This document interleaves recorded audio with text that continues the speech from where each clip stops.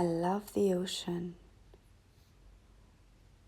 Just watching the water and the fishies swimming by is such a healing sight. And look at that crab.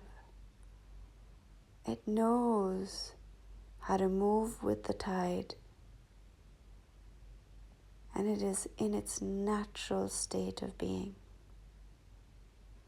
There's so much to learn and surrender to. These sights are healing for my soul and my mind.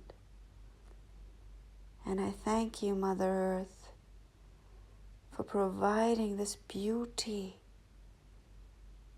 and this constant inspiration